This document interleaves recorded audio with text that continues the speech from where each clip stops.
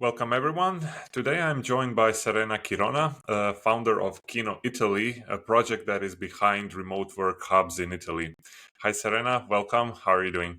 Hello, Danny. I'm very good. Thanks for having me. Great. Thanks for finding the time to jump on this session and to talk more about remote work and digital nomads seeking opportunities in Italy. So, to start with, please tell us a bit about your background and what Kino Italy is about. Sure. Yeah, my background is basically being an expat almost all my entire adult life. I've studied and worked in a few European countries, and then at some point a couple of years ago, when the big event happened, the pandemic, I started to reconsider a bit my life. Back then, I was living in London. And I saw this remote work trend coming, of course, after all the restrictions. And before that, I could enjoy a bit of flexibility with my job. And I could spend some extended time in Italy, which is my country of origin. And with the ease of lockdowns, I thought, why if Italy as well doesn't jump on this amazing trend of enabling remote workers to enjoy beautiful places, and what do we need to do in Italy to attract people? So that's how I started thinking about Kino with my co-founder Andrea. And since then, we hosted a few people in our country in beautiful places, and here we are today talking about it. Great. So, what's the basic idea behind Kino, and how do you see, let's say, the next steps in the development project? Yes. So when we started back in at the end of 2021 and we started looking at what was happening in Italy, we realized there were some scattered projects, but nothing was really advertised to the external audience that we wanted to target, which were um, international remote workers and digital nomads who could already enjoy this lifestyle. Unfortunately, in Italy, not so many people can work remotely. Remote work is not so spread in the country, and those who can and those who are already maybe nomads, they enjoy other destinations. So we thought, okay, there are so many foreigners who love Italy. Let's start from them and let's try to bring together an offer for this target audience. And we realized that we didn't want to bring people to the traditional destinations that you might enjoy by yourself. So you can go to Florence, Rome, Venice, just by doing some online research. But what we wanted to do was showing remote workers how to enjoy different side of the country, a more authentic experience. So we started to look into more rural destinations or places that were popular only at specific time of the year, but then maybe during the off season they get a bit empty, and we wanted to explore these places during these more uh, authentic times. So we put together an offer, and the key part of our offer was putting together a community, because we realized how important it is to share these type of experiences with others. So we focused a lot on creating groups of people that had similar interests, that shared similar values. And then we did all the work with the destinations to make sure that we could find the right conditions to do our job in the best way as possible. So we scouted destinations, we understood where we could work in those destinations, so putting together pop-up co-working spaces, often provided by the local municipality, and really try to work with the local community to create moments to connect with our remote workers and digital nomads. So I think we brought together something very special that our participants really appreciated. They were all Italy enthusiasts, but they told us we would have never visited these places without you. And that was something quite special that we managed to bring to life. Amazing. So, as I understand, it's not only one destination in particular that you're developing, but more, let's say, a mobile remote work hub, right? Checking Yeah, different places. so we did. Now I'm trying to count in my mind, but we explored 4 different destinations, but we went back to one 3 times in Ostunia, Puglia. The reason, to be honest, we opted for different destinations in the beginning was not really because we were sure that the mobile pop-up experience was the perfect one. Actually, we realized there are many challenges from the organization perspective to always bring to life a new concept in a new place. But we were really in the beginning, and we had to test also destinations and understand if those places could host our community, and if people would like those places, and if they could evolve over time in a more permanent hub. Also, because we didn't want to overlap with tourist destinations, we also kind of tried to avoid some places when we knew there were a lot of tourists, and that would create crowds and prices would go up. That was also one of the reasons. But yeah, I think a lot of people enjoyed the opportunity to explore different places and different regions in Italy. Italy is so diverse that really you can have a totally different experience if you go to the north, to an island, or to a city. So a lot of people love the idea to be able to experience different destinations, and a few of them came back and explored new places with new groups of people. Interesting. And for how long does one, let's say, um, how would you say a We session call them or experiences, but yes, it could be yeah? chapter. So we opted for like a month long stay. Hmm. Again, we debated a bit whether to allow people to come for shorter periods. Some people asked, can I come for 2 weeks only?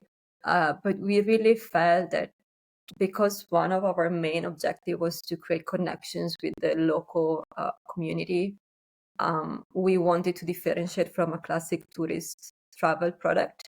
And we felt that just around a month was a good time to feel part of the town, at least for a few weeks, and have a bit of a more sense of, okay, I belong to this place. And this is what people told us, because when you go there for a month, you're not going to the restaurants every day. Maybe you go to the grocery shop, and local cities people coming with grocery bags, and they wonder who's this person. And some community members told us, it was so nice that after a few days, people would greet us because they recognized us. We were not just coming and going for the day, which was very special to hear. And yes, I think 1 month is good also to slow down a bit, which was another point of our experience. We often, these remote workers and digital nomads live in bigger cities where the pace is super fast. I'm now in London, and and I can feel it on myself too, right? It's fast paced. It's a lot of chaos, and sometimes you just want to go to a totally different setting and be able to wind down and experience that pace for long enough to then go back to your original base or the next destination recharged. For sure. Yeah, I can definitely relate to that. And yeah, Mediterranean, let's say, life of living is much more slower, and especially in smaller towns or villages in Italy, you can still sense that feeling how lifestyle used to be in much more places. Great. So I get an impression that this is not only for freelancers or digital nomads. It can also be for someone who can work remotely in their company, right? And just take a month away or a couple of weeks. Yeah, exactly. This is an interesting point and question. Um, in the beginning, we focused a lot on digital nomads because, it's a bit of, the language, the terminology used.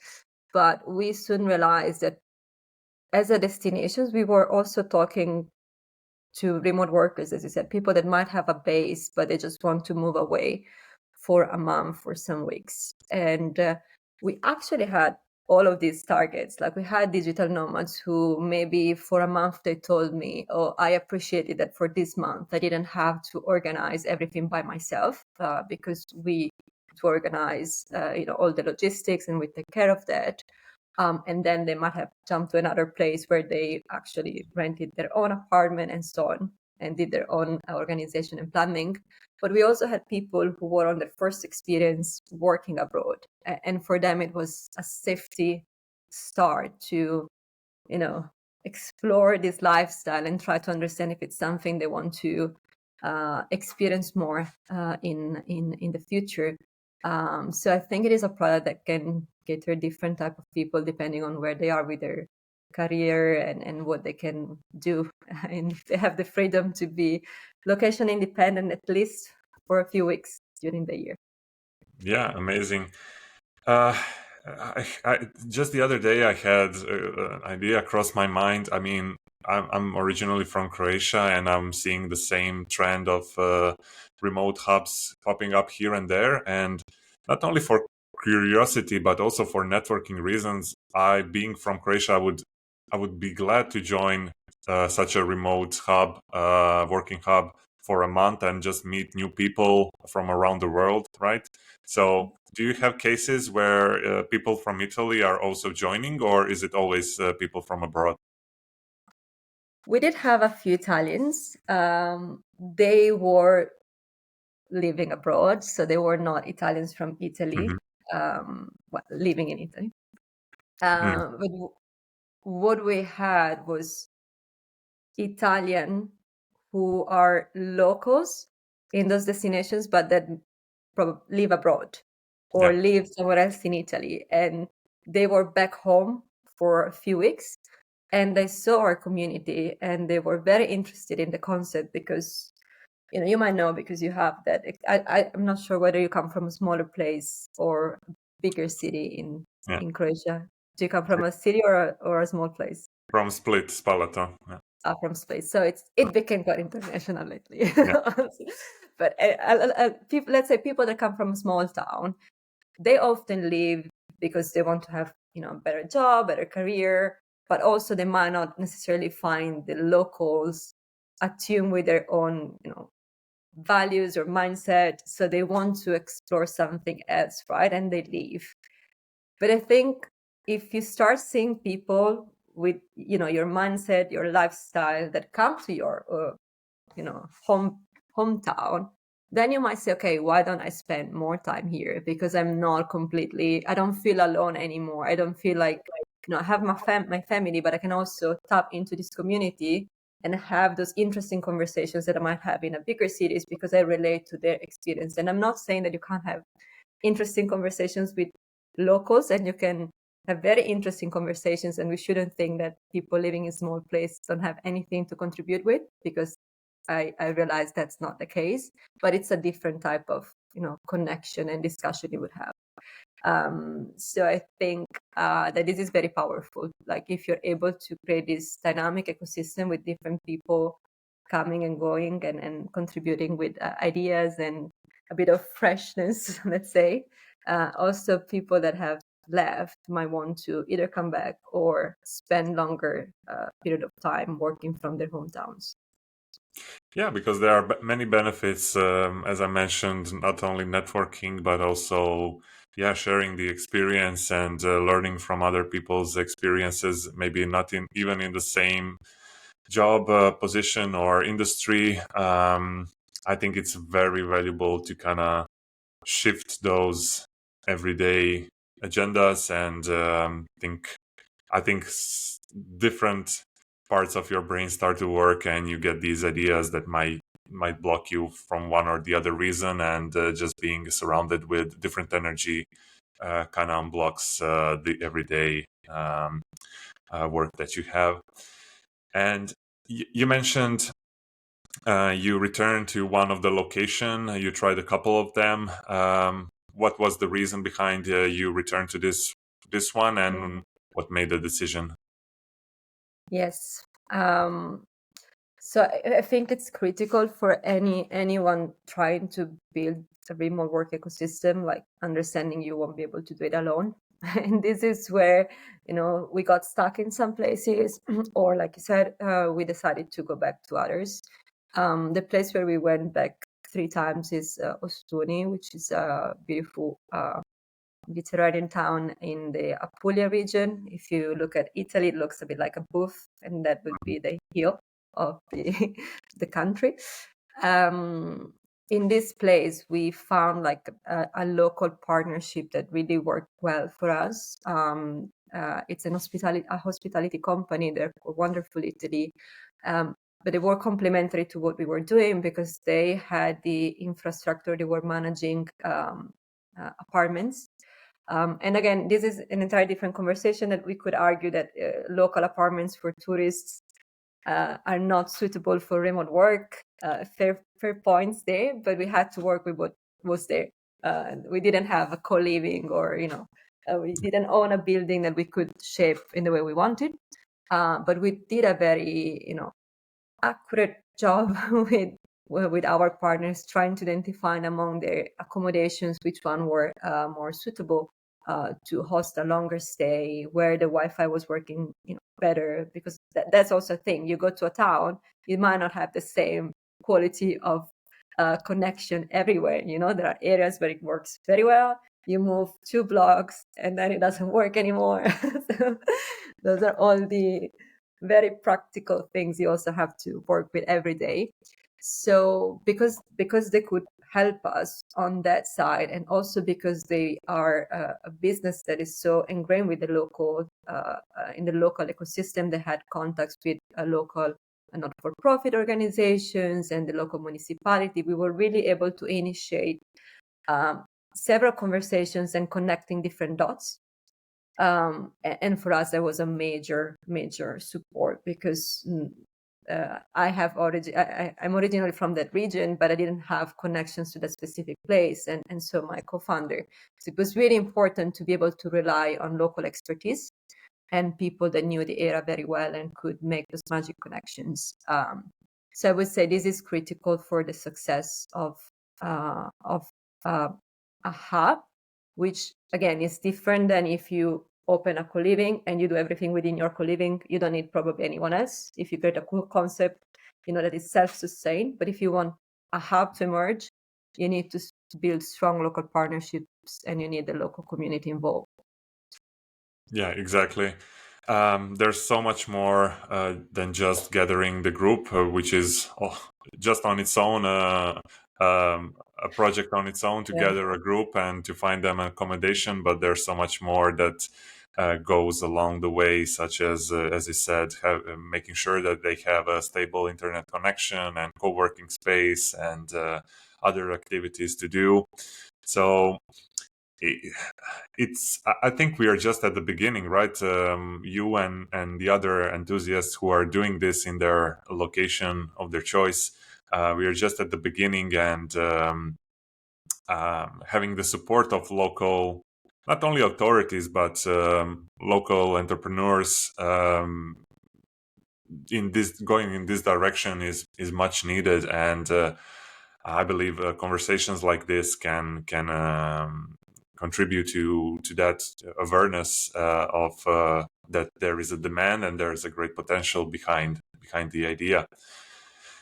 So what kind of partnerships and collaborations are you seeking currently in a location of your choice to move the project further? Yeah, that's a good question. So I would say when it comes to partnerships, there are multiple ones, right, that can really make your project a success. We started from the basic partnerships, which for us was finding people who could support with the basic logistic and operations. And then the local governments, the local municipality. And then there are different levels, like the municipality might be interacting with you. Some just say, okay, you're welcome to come, and that's it. And others are more engaged, and they support you, with places and maybe also with extra help you might need. I think these are the 2 key ones. But then obviously, if you want to really be competitive, you really need to offer something more to people that come, right? Because yes, we can think that Italy is beautiful, it is, and people want to go there, but people that can work from anywhere will be able to choose from anywhere.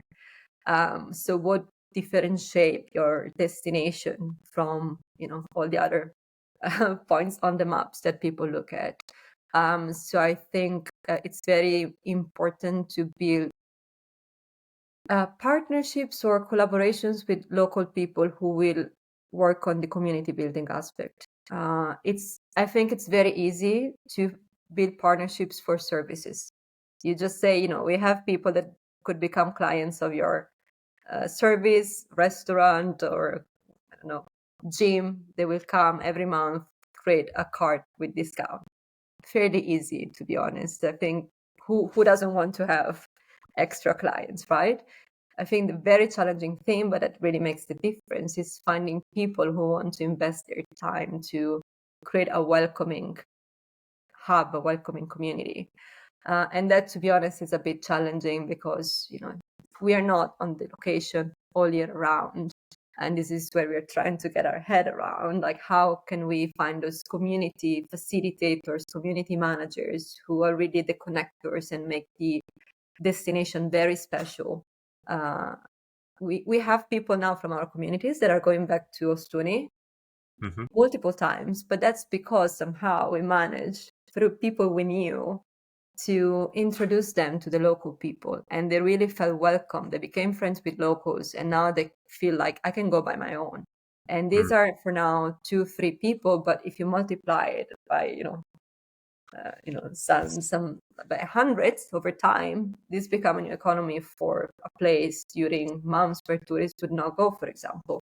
But you need to have different elements that make destination special somehow. I don't think there's one recipe for all destinations. I think destinations will have to try to think, okay, what really sets us apart?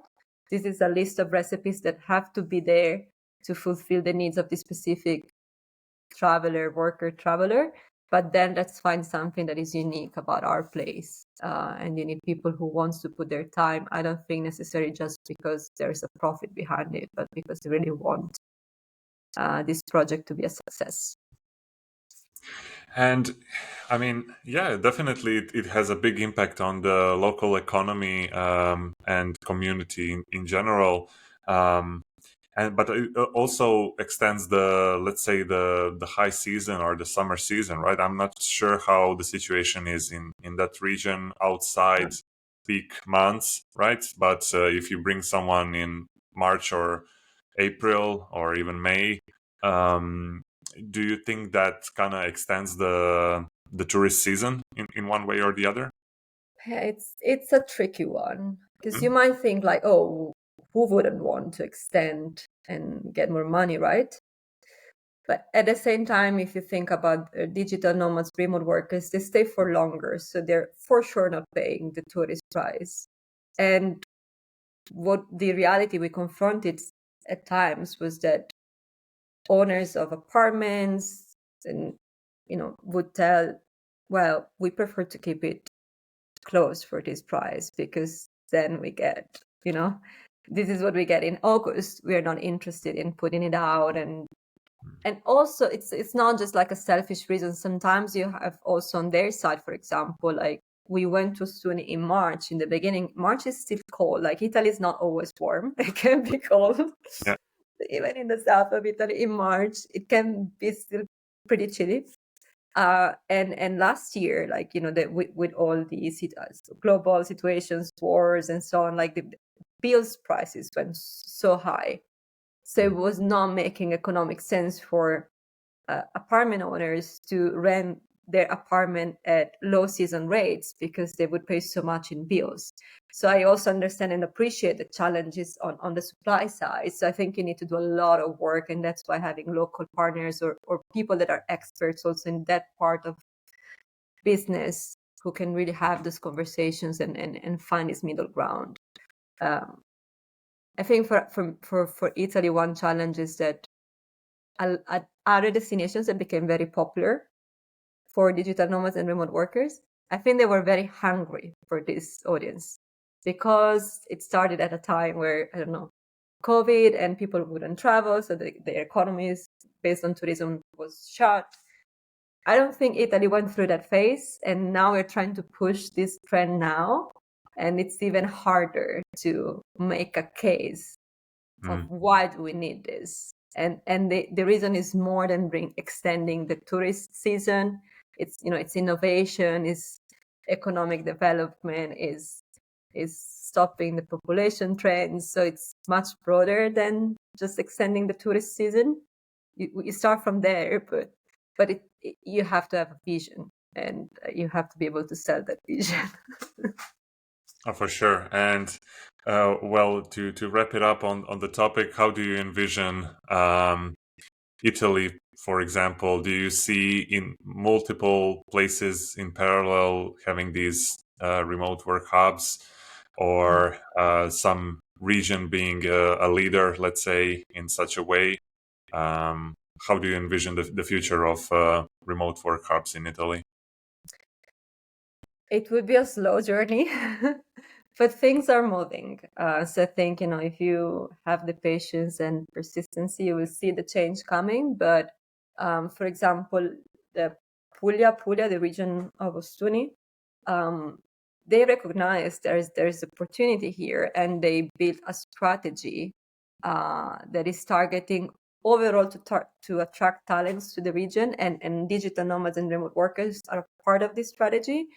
And they're trying to develop milestones and kind of steps to achieve their goals, and hopefully this will include supporting initiatives, smaller initiatives that are popping up to create a stronger ecosystem. Just yesterday I was talking with someone, with our local partner, and someone from the region, to the regional government, to try to understand, okay, how can we promote this externally? How can we get the message across? How can we train local young people to be those facilitators and those community builders? So I think that if they're kind of walking the talk, Apulia could become a strong destination for remote workers.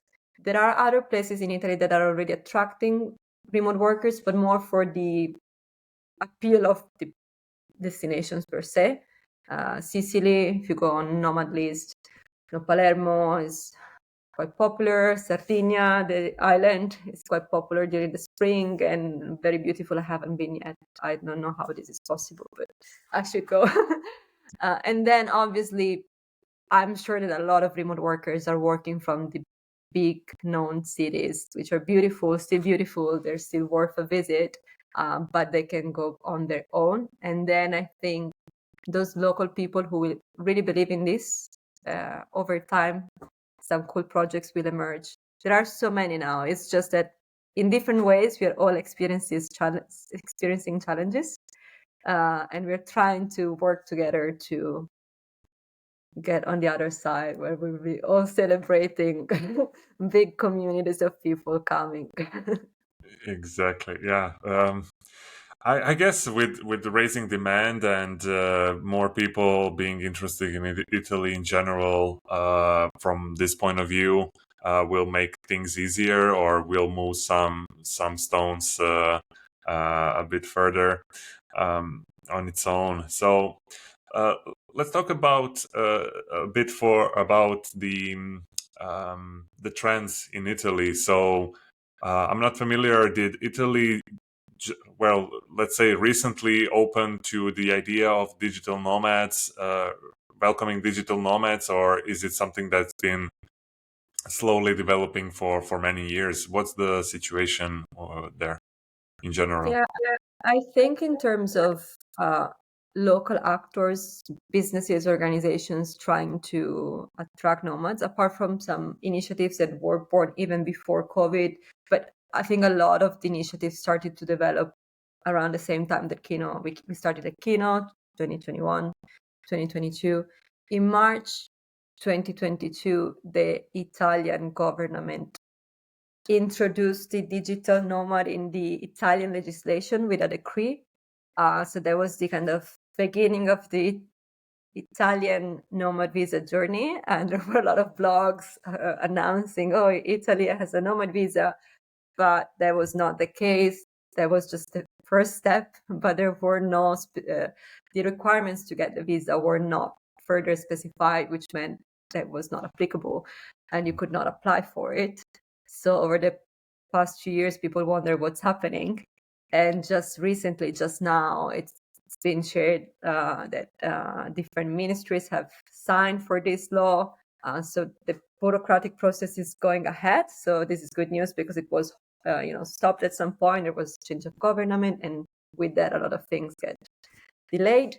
And there are some more information about how you can apply for an Italian visa. And here I will say I'm not an expert in, in immigration policies in the visa itself. And if people are interested, they should contact a special advisor.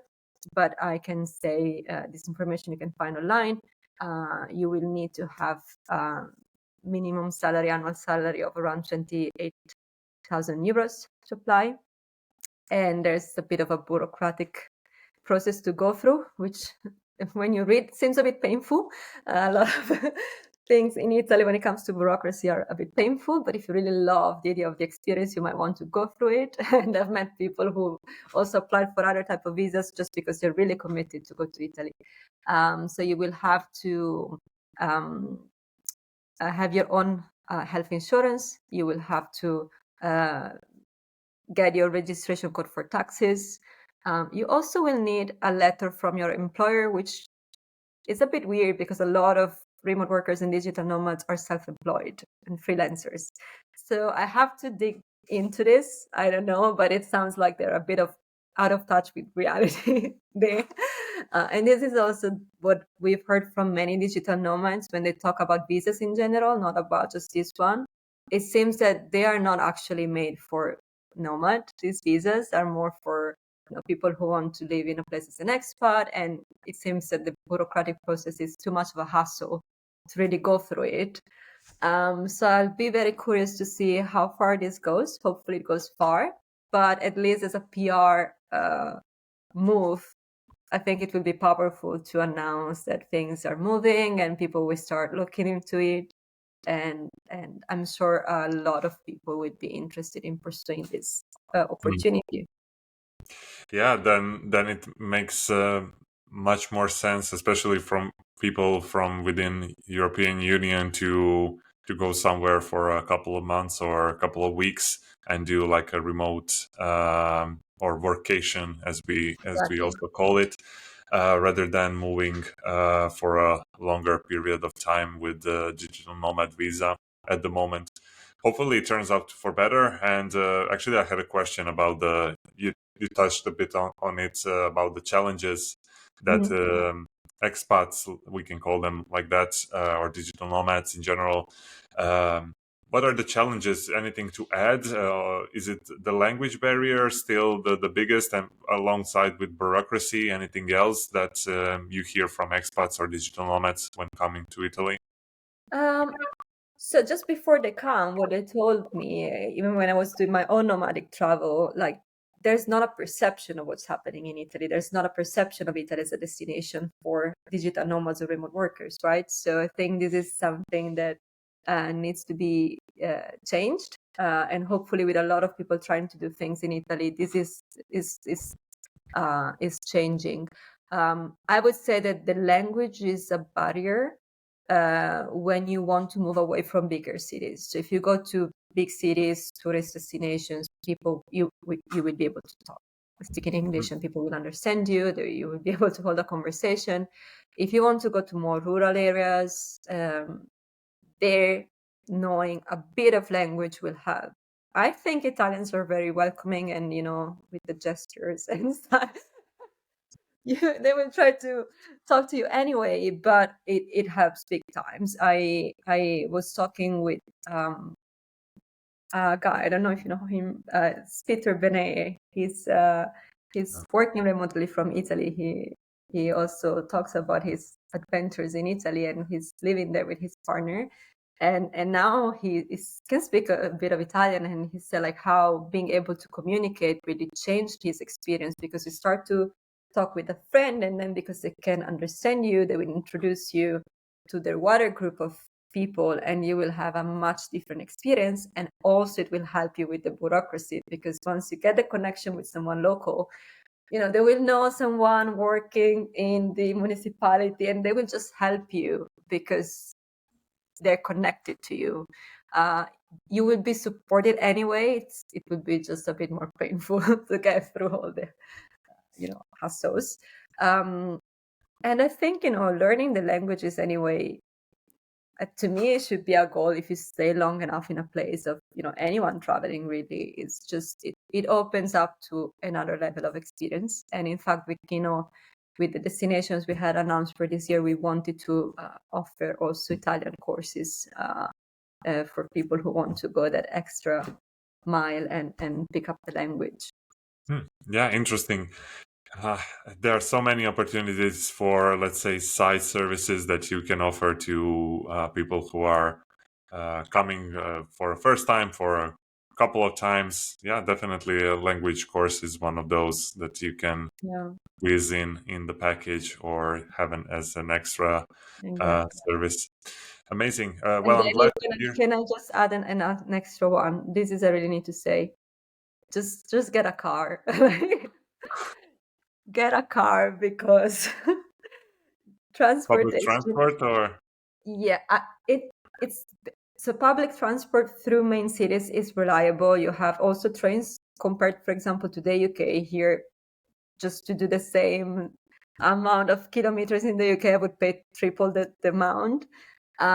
So you do have options, but with the car, you just have access to those places that if you really want to go to the next level of Italian experience and go off the beaten path and explore all the beautiful borgo, these villages nested in hills, you need to have your own car, like whether you want to rent it, and this could be another partnership for local hubs, making deals with renters to have affordable rates for cars, but you will get much more from the experience in the country. It could look scary, especially if you look at people driving in old town city centers. Most of the time you're not even supposed to be there. But I think it adds to the beauty of the Italian experience. Oh, for sure. And if the rented car is a Fiat 500 or something very authentic like that, or a Vespa, that would even be better, right? Yeah. Yes. Cool. Yeah, I'm glad to hear that expat community is also welcoming in Italy as everywhere else is, and I believe this is one of the main advantages that anyone can take advantage of when coming to a new city. The expat community is very welcoming, and I'm super glad to hear. I didn't know that in bigger cities Italians do speak English, so this is new to me. And Well, maybe not everyone. If you of find course, one, I don't want to. of course. But yeah, then I guess we can wrap it up here. Thank you so much for taking the time. Anything else you want to add, or how people can reach you? Yes, for sure. So you can reach me on LinkedIn, would be the easiest one if you want to connect with me personally, Serena Chironna. Otherwise, check out our website, kinoitaly.com, and see where we are bringing our communities next. We are a bit on this transition phase. We're trying to really leverage our local partners. So we've slowed down a bit and people are asking me what's happening next, but we will have new developments coming soon. So hopefully you will be able to join us at some point. Otherwise, just reach out to me. I know plenty full of people who are doing cool things, and I will be able to share some tips with anyone interested in an experience of remote work in Italy. Fantastic. We will, of course, add the links in the description of this video so they can directly reach out to you or to your website. And personally, I'm keeping my fingers crossed for your project. Best of luck with future endeavors, and I'm sure it will be a success very soon. Thanks so much, Danny. It was much fun. Great. So thank you for watching another episode of Home Like Talks. I'll see you in the next one. Until then, make sure to subscribe and like this video, and see you soon. Take care. Bye-bye. Ciao.